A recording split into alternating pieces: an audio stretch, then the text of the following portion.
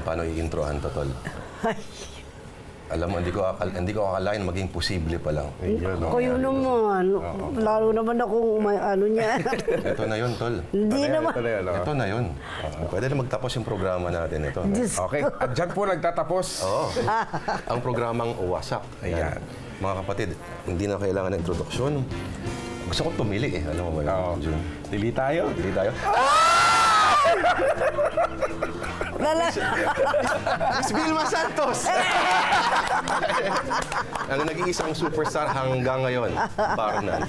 Miss Nora Olas. Kumusta ho kayo? Kumusta ho kayo? Direct. Ako rin.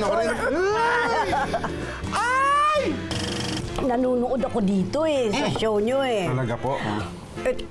Nako. Galing na ito, no? Sobra. Ano masasabi niyo sa bigote niya, Ate? Parang mayroon kang gustong ipahiwatig, ah. Ayun. Ay! Ay. Seryosong tanong, Ate Guy. Okay. Naiintindihan mo bakit nababaliw sa'yo yung mga tao? Meron ka bang idea or understanding kung bakit ganito kami mag-react? Ang mga fans, hindi kayo. Oh, Vilmanian ako, Ate Ay, Guy. ano eh, bawa ko sa inyo. Bawa ko sa inyo. Hindi, siguro sa mga fans. Sobrang mga pagmamahal ng mga fans. At siguro yung mga fans yung kanilang pinanggalingan, kung galing ako sa hirap, yung pagpupursige ko makapagtrabaho para matulungan yung mga pamilya, yung aking pamilya. Siguro doon nila nakikita yon. At saka magpahanggang ngayon, kung ano yung nakikita nila nung araw na nag-umpisa pa lang ako, yun pa rin ang nakikita nila sa akin. Walang pinagbago, yung walang, sila pa rin. Kasi naging fan din ako eh. Maniniwala ka sa akin, fan ako ni Vilma Santos nung araw. Kasi nung maliit pa ako, hindi, maliit pa rin pala naman ako ngayon. Easy. Sorry. Nung nasa probinsya pa ako, yung Truly It at saka yung ginawa ng kumaring Vilma ko, 5 beses ko kung panoorin yun. Wow. Totoo yun. Tapos makita ko siya unang-una dito sa... Ngayon naman sa radyo pa noon, nung araw, nagpapiro pa ako sa kanya noon ng ano. Naalala niyo ba yun? Oo naman. Naalala niya? Ay, hindi ko lang alam kung naalala niya, pero ako hindi mawawala sa akin yun. Totoo yun. At hanggang ngayon, fan ka pa rin? Fan pa rin ako. Nagiging fan. Sino po yung mga tao sa showbiz na pag nakikita nyo, parang kinikilig ka pa rin? Kasi nung araw, sa totoo lang, Amalio Fuentes ako, yung kapatid ko, Susan Roses. Ngayon, nagkita kami ni Amalio Fuentes sa isang... Ano po sabi? Laki mo na. Kay Temyong. Tapos, siyempre natuwa ako dahil nakita ko yung idol ko, di ba? Di gusto kong humalik sa kanya. Abay, hahalik ako, hindi ko maabot-abot yung kisingin. Sa totoo lang, naging Susan Roses ako. Sa tingin mo, bakit lumalaki ulo ng isang artista? Kunyari ito, hindi pa nga sikat, ang laki na ng ulo. Ano po sikat na Hindi ko alam. Hindi ko alam, pero... Pero alam mo kung papalitan mo ako, ngayon payag na ako na siya yung kapalit eh. Sobra ka naman, Tol. May, ano ba? May hidwaan ho. May hidwaan ho kami. Akala ko ibang hindi hidwaan eh. Ngayon. Akala ko naman iba. Akala ko may relasyon.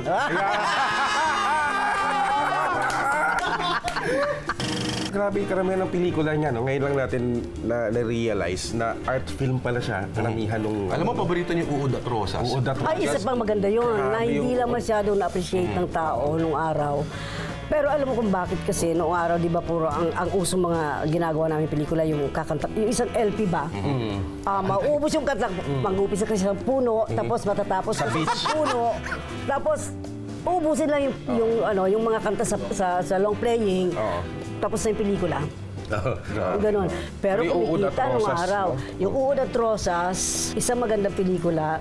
Actually, ano yun eh, pagkatapos ng mga pelikulang ginagawa ko na, nag-isip ako na para bang, ano kaya mag-eksperimento naman ako.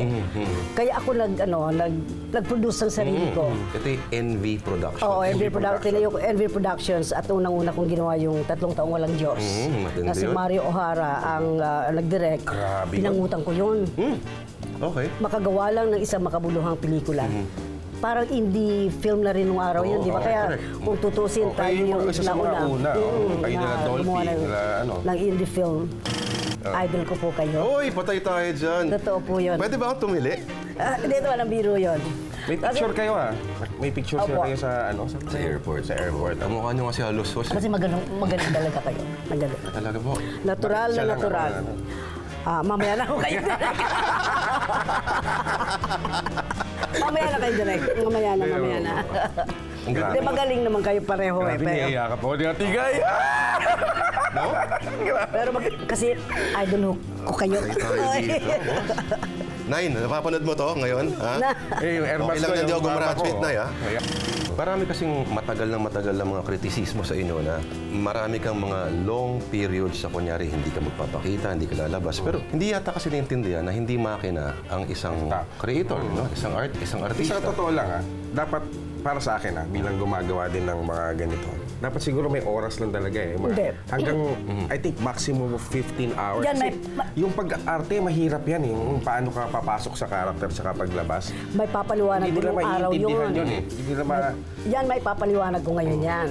Nung araw kasi, lalo na pag gumagawa ko ng pelikula sa isang produksyon na yung producer namin, masyado ko magtrato sa kanilang mga talent. So ako nung araw, ako yung sumbungan ng mga talents na yon na, Tigay, ba't naman ganun? Tigay, ba't ganito, ganyan? So ako yung nagre-rebelde. Pag nagsumbong sila, hindi ko matiis, ako yung nagre-rebelde. Para bang kahit na yung crew o kaya kahit na yung production manager sa isang pelikula na nakawan o nawala yung kanyang pera na para sa produksyon. Ano.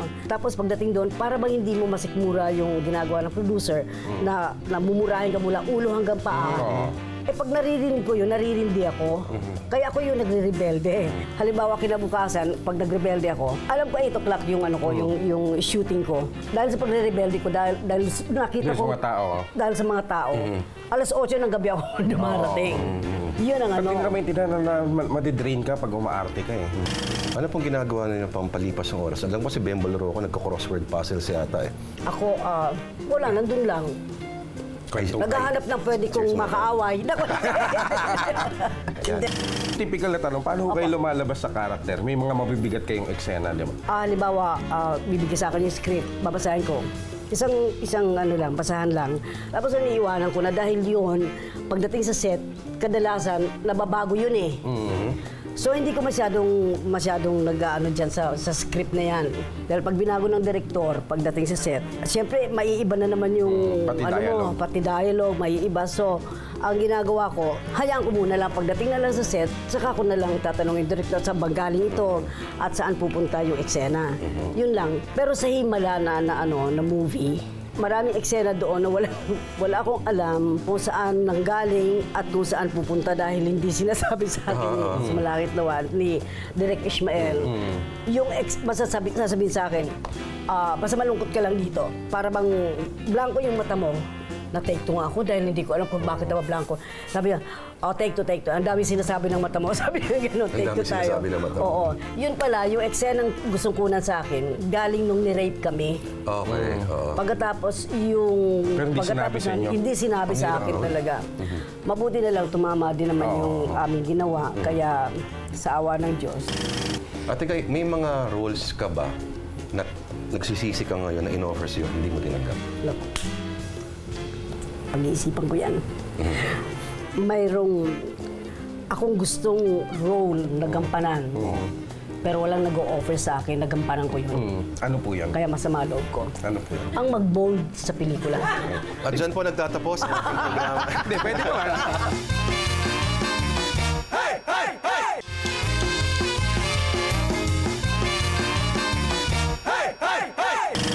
Congratulations ulit sa Dayum. Pakikumpara naman ang pakipagtrabaho sa bagong henerasyon direktor na kagaya ni Brillante, Mendoza, versus sila Generation Lalino, Ishma, mga ganun. Alam mo lang, hindi mo pwede ikumpara yung mga director natin noon kaya yung mga director natin Yung working ngayon. styles lang po. Ang kaibahan lang, pagkahalimbawa, kagaya ni Mario, Direk Mario O'Hara, na pinakapaborito ko sa lahat ng direktor. Pag mahirap yung eksena mo, behave ka talaga sa set, hindi ka pwede magbiro-biro pagka yun ang eksena kukunan. Dito naman sa mga baguhang mga direktor na nakasama ko, like si Brillante, hindi ko pa kasi sila nakakasama ng matindi yung pelikulang ginagawa ko. Yung gano'n. Kasi like yung Dayum kasi, di ba wala namang masyadong dialogue. Sabi ko nga, ba't ako nanalo naman dito? Oo, totoo yun. Ba't ako nanalo dito? Ano ba ginawa kong mabigat? Sabi ko, minsan tinatanong ko rin yung sarili, hindi sa pag nagyayabang ako, hindi sa ano pa mang bagay.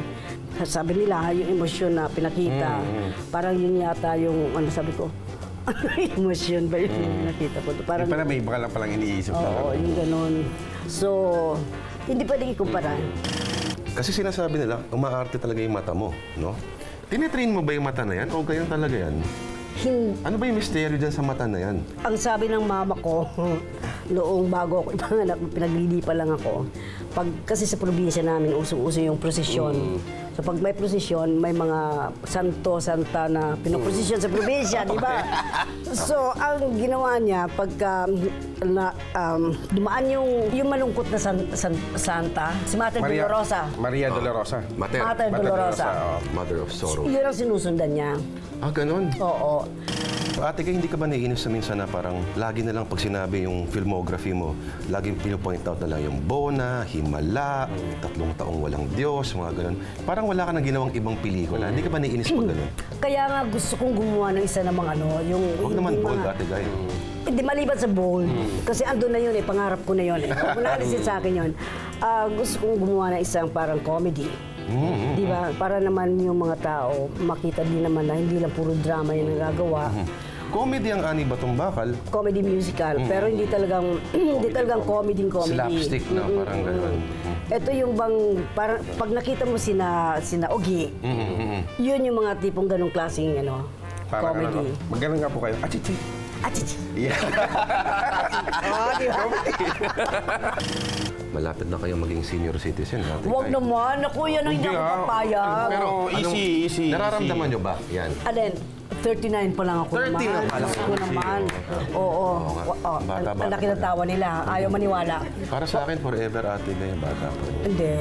Ano Ate, kaya yan? pwede bang makarequest sa'yo? Ano yan? Pagalitan mo naman ako.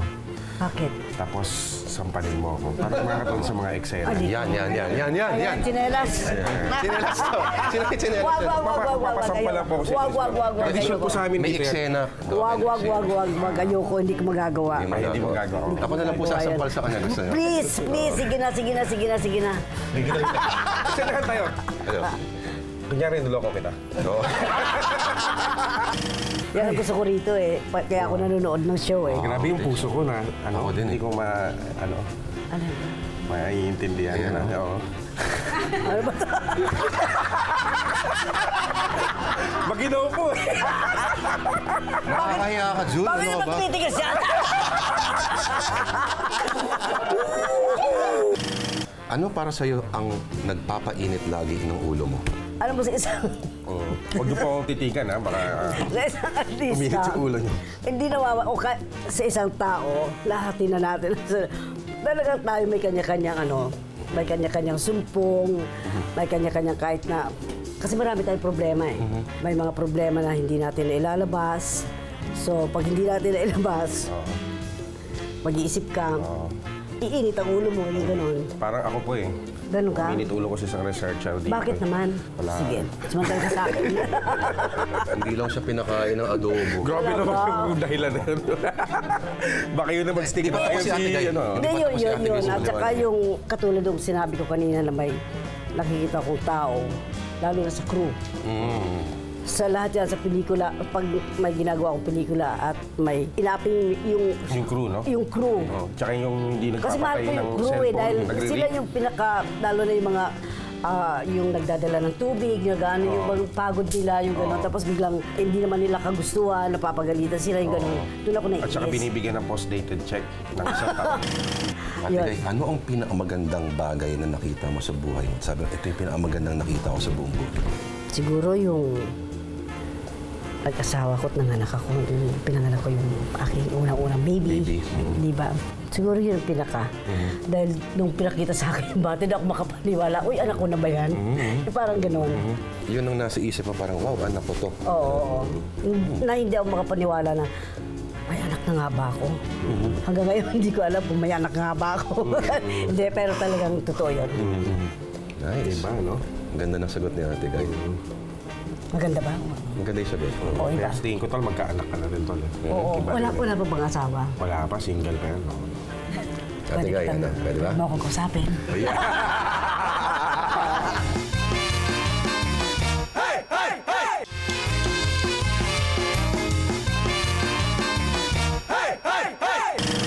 Inom tayo ng buko juice. Inom tayo ng buko juice. Init sa studio. Alam naman na lahat yun, tumador ako nung araw eh. Tumador talaga yung salita. Para pag tumador, parang nasa kanto boy. Hindi naman. Tumador ako talaga nung araw. Alam naman ng tao yun. Ngayon, nakakisang bote ako noon.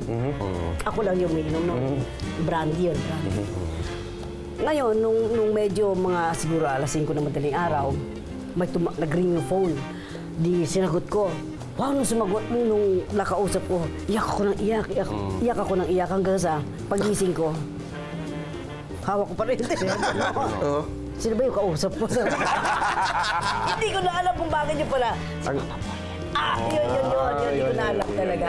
Kasi di mo naalala kung ano pinag-usapan. Oo, hindi ko na alam talaga. Mahirap yung ganyan. Oo, yun pala yun. Mahirap ma. Nung Kaya isang sorry araw, po. nalasing ako. Ganun din. May mga picture eh. Paano ka nalalasing ba? Nakakahiya. Nakakahiya. Talaga. Ako wala akong hiya pag nalalasing eh.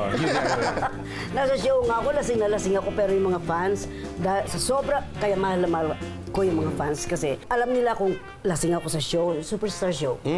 Alam nila kung lasing na lasing ako kasi nag-i-English na ako noon. Hindi naman nila alam na, hindi sila sanay na nag-i-English ako, di ba? Nasubukan mo na umarte na nakainom? Madalas. Madalas. Iba ba? Iba ba ang dating? Mas okay ba? Mas okay. Mas okay. Kadalasan nung araw, pag ginagawa ko yung mga pelikulang ako ang nagpuproduce, walang araw na hindi ako lasing. Okay. Pero pag napanood mo yung mga eksena kinuna namin sa pelikula, yun yata yung mga naipapanalo ko. Mga eksena. O yan sa mga bagong artista dyan. May eksena minsan. Ito ang kasagutan. Oo, kaya... Buko juice. Buko juice. Kaya may isang eksena doon sa Condemned. Condemned. Uy, bigat yun. Kapatid ko si Dan Alvaro. So, eksena namin, nabaril siya, nahulog doon sa dagat. So, sinagip ko siya, nagbabangka ako ngayon. Diyos ko, sa kalasingan ko, nag-take kami, sa kalasingan ko, nahulog ako doon sa bangka. Hindi ang gandang eksena nun. Akala ko ikakat ni Direk. So, kakawag-kawag ako ngayon doon sa bangka para makaahon uli ako. Hindi kinat ni Direk. Pinakita pa rin doon sa talaga na paano ko napunta doon sa naka-exit ako na hindi ko alam sa kalasingan. Kinukunan pa rin nila no? Kinukunan pa rin nila yun. Ganda yan. Pero okay naman. Okay naman. Pero hindi halata. Galing. Ngayon. Kaya huwag niyong gagayahin Huwag niyong gagayahin. Yun lang. Mas gugustuhin mo bang mawala ang boses mo o mawala ang abilidad mo sa pag-arte? Hindi. Ayoko mawala ang boses ko. Boses talaga. Boses talaga. Kasi doon ko binuhay ang pamilya ko. Yun ang ginawa kong tuntungan para maiangat ko yung pamilya ko sa kahirapan. Sa akin, mamatay na lahat, mawala na lahat, boses ko wala. Boses lang. Pwede ba titigan ka lang namin buong isang oras? Pwede naman. Dito na ako para... Grabe, no? Okay. Ako naman magtatanong, binata ka pa? Binata ka pa? Ako po ay may anak na po. Pamilyado na po. Ilang Isa anak? pa lang po. Isa pa lang. Pero hindi ko kami nagmamahalan. Parang bakit ka masyadong wala naman ako sinasabi. Sa tingin mo, sino sa aming dalawa? Kung yan, kunyari teka na. Sino sa amin? Pwede tumayo ng konti. Tayo doon tayo konti. Wala akong mapili. Malinaw, may taste si Ate Guy. Ayan. Maaari ka na ba, kunyari, magretiro? Magretiro. Pwede ako magretiro kahit anong oras gustuin ko. Kaya lang, sabi ko nga sa sarili ko, lagi kong sinasabi sa mga tao, o lalo sa mga fans, bilang mga aawit, hanggat kahit na 5 na lang yung gusto makinig sa boses ko, patuloy pa rin akong aawit. At bilang artista naman, kahit isa na lang yung manood sa pelikula ko, pero ako magpuproduce para walang reklamo, ha? Patuloy pa rin akong gagawa ng pelikula na makabuluhan. Kunyari, Ate Guy, pupunta tayong Bicol bukas. Ano yung unang-una mong gagawin pagdating? Ay, naku, maghahanap ako talaga ng laing. O kaya Bicol Express. O kaya ako magluluto. Magaling ba kayo maglaing, Ate Guy? Hindi, Bicol Express, magaling ako. Express, Mahilig ka sa maanghang. Mahilig naman, pero depende sa anghang. Kasi Bicol Express naman, pwede mong lutuin ng Mild lang. hindi masyadong maanghang kahit na puro sili yun. Kunyari, Ate Guy, paano ako bukas? Kunyari lang, mawawala ka na bukas. Ano yung gusto mong huling hapunan mo? Wala yata, hindi ako makakain pagka, oo. Parang, to paraphrase, ano yung pinakagusto mong pagkain sa buong buhay mo lagi? Hindi pagkain ang hahanapin ko. Ay! Hindi pagkain. Yung mga tao nagmahal sa akin. Gusto kong makita lahat, lalo na yung mga fans. Kasi kung wala sila, wala rin naman Nora Honor, wala ako dito. No, kaya yun. Anong ginagawa niyo pag mga nasa International Film Fest kayo? Ay, nako. Siyempre, kinakabahan pa rin. Kahit paano. Di ba? Pag-usapan natin, ba't kinakabahan ka pa rin? Ikaw na si Nora Honor eh. Hindi naman po Nora Honor ka, pangalan lang yun eh. Pangalan lang yun. Pangalan lang yun, nagkataon lang na naging Nora Honor ka, pero kung tutuusin mo, marami ka pa rin dapat matutunan, marami ka pa rin dapat na gawing para pruweba sa tao, di ba? Marami pa akong dapat maging, yung bang gawin para... Ma-explore. Oo, para sa panunood ng mga tao. Yung ganun. Nagkataon lang naman siguro na yung mga ginawa kong pelikula kagaya nung Guy Womb na yan, parang nagustuhan ng mga tao sa ibang bansa, yung ganun, sa pagkakagawa ng pelikula. Yun, parang nagpatwitan pa, no? Oo, yun. Kaya na tayo gagawa ng pelikula. Ay, Kinabahan tayo dyan. Ako, Ate Guy, papanoorin na lang kita. Pero direct talaga ang cute-cute. Talaga? Inom pa po kayo. Ate Guy, maraming salamat sa iyo. Maraming salamat. Pwede pahag. Ay, naku naman. Ako din. Ate Guy, ito pare. Pag ako napanood mo, pag ako napanood kita, at napanood ko kayo. Kaya ka po. Ay, naku, Diyos ko. Nora Honor, mga kapatid. Patiin niyo ako lagi. Salamat po. Kasi nanonood ako lagi. Kulang ko muna kayo sandali. 1, 2, 3. What's up?